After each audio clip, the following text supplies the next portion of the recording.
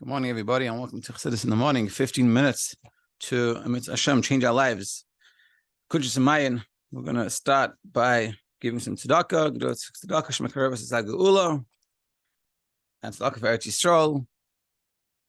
And also with the learning, in the source of our learning, all the Yidden in Eretz Yisroel should be safe, and the army should do what it needs to do to really get rid of the Hamas. And listen to and go the way the Rebbe told us to. And also we daven for the soldiers and for the captives that are still left. That Mr. Hashem should come home free, healthy, and it should come easily, but not even needing miracles. And we're going to focus on Sagav ben Galit. That Sagav ben Galit should be healthy, safe, and only good. So when page 117, we're in Perek base of Maimer Zion, if I'm not mistaken. We're running through this. We're talking about, we gave the marshal in the beginning of this Maimer Zion, about the king making a whole feast, and the banquet, and ultimately, none of the banquet, other things get it. Meaning, the purpose of the banquet is for the people, the special chashva guests. But together with that, other people you get the waiters get whatever's left, and they might have extra plates, so they eat, and then also, it goes to the garbage when it falls on the floor, and the animals, especially in New York, the rats, so they all get. Now, of course, the kavana wasn't for the waiter. They didn't make a banquet for the waiter. They didn't make the banquet for the rats that eat through the garbage. So too with Kedusha, that Hashem gives His life force to us. We are the special guest at the banquet. When we do Torah mitzvahs, we receive this life force as Hashem's Ein Sof being revealed in this world. We said it's the level of Seviv Kol Almin. It's a very high level of godliness that we're achieving through the mitzvahs. And we discussed it in terms of the positive mitzvah. So when we do a mitzvah, positive mitzvah is coming out of love of Hashem. When you love Hashem, so you act on the love and you do things, and that's called the positive mitzvahs. They're generally doing mitzvahs, like there's an action. And now we're going to talk about the fear of Hashem. When you have fear of Hashem, awe of Hashem, respect of Hashem. I was forbearing, just to bring this down a little bit. I was forbearing I was on the way to the oil. I met this kid, whatever. He ended up having a whole forbearing. So it was funny. On the way there, we were talking. I was trying to convince him that he has to be nice to himself and recognize when the Eitzar is talking, because he was trying to beat himself down that even though he launched for 3 hours, he's smicha, but he could be learning it better. And I said to him, "What do you mean? You're learning for 3 hours a day? That's good." And so, so the message is very positive. So on the way back, I realized he was like processing what we talked about, and he's like, "For 1 second, what about like Yom Kippur, Rosh Hashanah, Yom Kippur? It's very serious, and it's not so Simcha. It's very serious. Hashem, you're in charge, and I do my job. I'm getting punished." So I said to him, "Do you have someone that you respect a lot, like a mashpia, someone that's like, And he's like, yeah. I have like a guy that he's 21 years old. He's like, yeah, I have someone. So I said, imagine. So I said, the way you can think about the Eibishter, Hashem Kippur, is like this guy. Imagine sitting there and you sit there face to face, being honest, what's going on, what needs to be worked on, what needs to be changed. When I said to him, he's like, whoa, like, became very, very personal. And this is what I was trying to sort of show him, that when you talk about Hashem, it's very distant from him. And this is naturally. So like, oh, I'm scared of the Hashem that's in the heaven somewhere. But the mashpia that he connects to, it's real. And this is sort of the fear of Hashem, the 365 negative commandments, that when we have, and it's not scared of the person. The fear is not really, it's on a low level, it's being scared, but on a deeper level, it's respect. It's like, it's awe, like just as he has respect for this person, like awe from this person, and he wants to impress him and do the right thing, not do what's against him. This is what we're meant to try to achieve. And this is and this is what we're talking about. We're talking about fear of Hashem. Bottom of page 117, going on to 119. The last paragraph. And so to decreed Chachma, the wisdom in Torah. We find in Pratim specific ways, B'Shasa, Leisasa in the 365 negative commandments, Sheheim, Kama, V'Chama, Devarim Pratim, the specific details, Shemoinim, Umastirim, that they get in the way and they conceal the Yois Gilu Ein Baruch Hu, to be revelation of Hashem. So the negative commandments, meaning that the job of them is to not conceal godliness. The positive commandments is to reveal godliness, and the negative commandments is to help not have godliness concealed. So there can be a revelation of Hashem's infinite light. And therefore we have to push away anything that gets in the way. Meaning, when we push ourselves away from not doing what we shouldn't do, and we go away from what's asur, and he's going to explain, that lets Hashem's light come in without being stopped. It's taking away the blockages. And these are the details, specific ways in negative commandments. Like, for example, don't wear shatnez. So when you have the opportunity to wear shatnez and you don't wear it, that's taking away one of those roadblocks. Like it says in Devarim, or when it comes to the carbon, you shouldn't eat the fats, certain parts of the carbon you shouldn't eat. So when you hold back from eating that, and you don't eat it, like the shatnez, you don't wear the shatnez, that takes away the roadblock. And similarly to all other 365 negative commandments.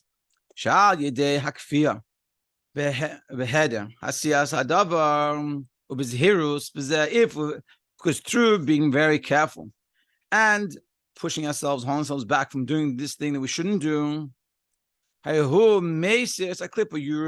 the klippa, the sitra acha, and the sitra acha hamoineya that gets in the way, will master and conceals us hagiluyim, the revelations. You take away the negative forces that stop it from being revealed. The Ein Baruch Hu of Hashem's infinite light. So in the positive, when we do a positive mitzvah, we reveal Hashem's infinite light. And in the negative, when we hold back, we let the light come through. And if we don't, by the positive, if we don't do the positive mitzvah, so Hashem's light can't be revealed, can't be brought down, revealed. And if we don't hold ourselves back from doing from staying away from the negative mitzvah, and we do it, so then we put a roadblock for it to come out. That's what we're saying. And that is the end of Parak Beis. Kitzur. Pnimius Aratzin, the inner desire, Nimshach Lisol is drawn down to the Yidden, who al Yedei Torah mitzvahs, and through Torah mitzvahs. The inner desire, like the banquet and the food that's brought out, that food is being brought. That's the inner desire of what Hashem wants. And that's happens. And how do you become one of those people by the banquet? And how do you get that food? That is through doing Torah mitzvahs. And it's drawing down a level of Sevev Kol Almin.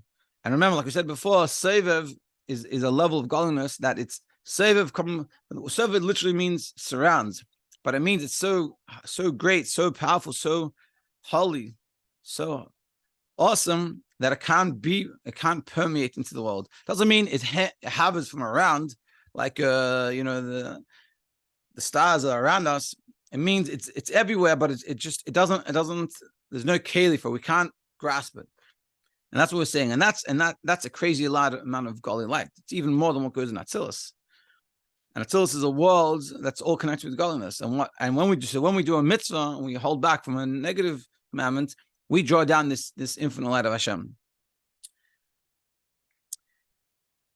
Ramach mitzvahs asi, the 240 positive mitzvahs, hein hamshachis bakelim. They're drawing down godliness into vessels. Tefillin, but it's like through tefillin, tzitzis, doing mitzvahs, tzedakah, sukkah, esrog, all these mitzvahs, they're positive mitzvahs and they draw down godliness. A mitzvah leis and also in the negative. Lahasya clip was to remove the clip of asitra acha, hamoinim gilui ein, removing the clip on sitra acha that gets in the way of the revelation of Hashem's infinite lights. And that's what we're saying, that through doing the positive mitzvahs, we bring down godliness, and through holding back from the negative, we stop it from being concealed, not being able to be revealed. Hey, Gimel. And behold, another an additional point in regards to the negative commandments. Shehein Shemris Shelo Yumshach Elaki Lamakim Sanui Shnika Tevas Hashem. Another aspect of the negative commandments that when we hold back from not doing what we shouldn't, you help the godly energy not to go to the wrong place, which are called Tevas Hashem, the abomination, something that Hashem doesn't like. It says Hashem won't dwell in bad. It says in Tehillim. And by a person who gamkein al yedei he badla midivai masurim, it's been staying back, separating himself from things that are forbidden, and is connected and tied with the external things. They don't go up above it all. Because the negative things Hashem's light doesn't dwell in. Like it says in Yeshaya, my honor, someone else won't give. So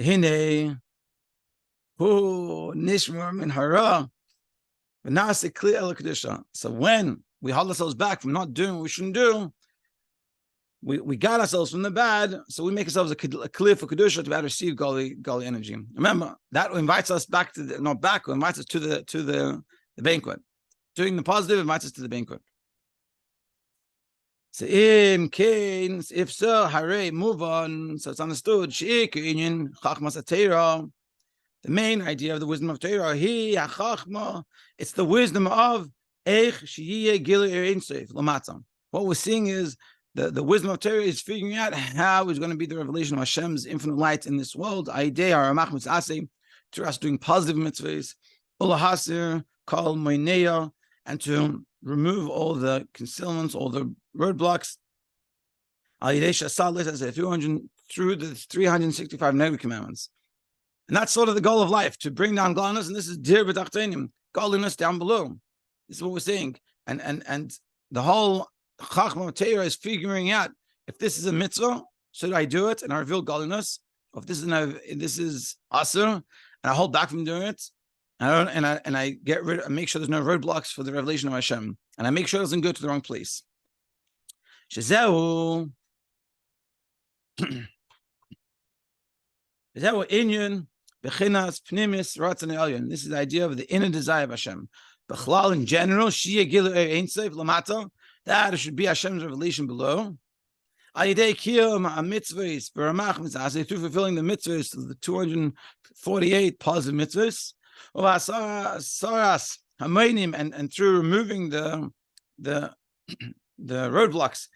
Ayidei shasal, as I said, through the 365 negative commandments.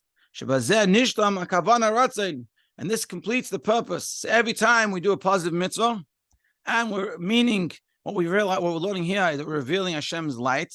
And every time we hold back from negative commandments, and we push away any roadblocks, we fulfill the ratzon of Hashem, the will of the desire of Hashem, which is Nisav HaKadosh Baruch Hu liyos lo yedivitachtenim, that Hashem had a desire they should have a dwelling place below, and we are fulfilling that. We're making a place that Hashem can come. It's like a simple example: you have a guest that wants to come, you're making sure the house is ready for the guest. And the guest is, you could say in this case, the guest is very mafunik, is very picky, and they're not going to just come in. You have to take care of the house nice, so the guest can come and feel comfortable. And every time you do a mitzvah, you make the house, you make it nicer, you bring in new furniture, and every time you hold back from a negative commandment, you clean it up and make sure it looks presentable. And specifically, from this inner desire, this general desire that Hashem has to have a dwelling place below, every mitzvah has a little ray, a little part of this. On this it says in the Midbar, Yar Hashem panav elecha, that Hashem should shine His face on you, meaning specifically to us, that we fulfill mitzvahs, which is God's inner desire, to be a revelation of Hashem's infinite light below. Meaning, in simple English, Hashem has a desire to be in this world and to reveal godliness in this world, to reveal himself. And through us doing the mitzvahs, we fulfill that desire. It's like I'm thinking about it, it's like you could say a person wants to share something personal. And our job is to make a place for that, a comfortable place for that person to be able to share. This is one of the most important things we have in life, is the ability to have, chassidim, especially one of the parts of chassidus, one of the foundations of what chassidus is meant to be brotherly love. That we should come together, should be comfortable. And what does that mean? It means comfortable, like there's a story of the Rebbe that he asked Shem Tov from I don't know exactly where he lives now, but he, that he worked in, he was a shliach in, like, for the White House, that whole area of DC, and the Rebbe asked him, how's so and so going? Is this guy your friend? He said, yeah. He goes, how's he doing? How's he doing by Parnasa? So Shem Tov said, I don't know. He goes, you call him your friend, you don't know what's going on with his Parnasa? You should know what's going on. You should really care. And this is sort of what we're saying, that through, we're making a place that, just like people want to share, they're comfortable to share, and they feel understood, and they feel accepted, and they can reveal themselves, and they feel comfortable. And this is, so to speak, the same thing. When we do a mitzvah and we hold back from a negative mitzvah, we make this place feel comfortable for Hashem to come. And we have to recognize this. And this is sort of the profundity of it. And this is what I was saying. I said before, that when you learn chassidus, is to take that idea and really internalize it and appreciate what that really means. And the more we understand what it means, Sagav, and the more we understand what it means when we do a mitzvah, what we're actually accomplishing, and the more we can really feel it and understand it, when we do the mitzvah has a lot more weight to it, and it's more valuable, and it means more, and we feel more of the effect. And like just that example, if you think about when you do a mitzvah, it's like someone wants to reveal something, and you make them comfortable to be able to reveal it. And when they reveal, they feel accepted, understood, and good. It's one of the best feelings in the world. And this is what we're accomplishing every time we do a mitzvah. We make this place a little bit more comfortable for Hashem to come. Mitzvah Hashem, we should feel it by every mitzvah we do, and we should be on fire for the excitement that we have and the opportunity we have to do a mitzvah. We should have an amazing day.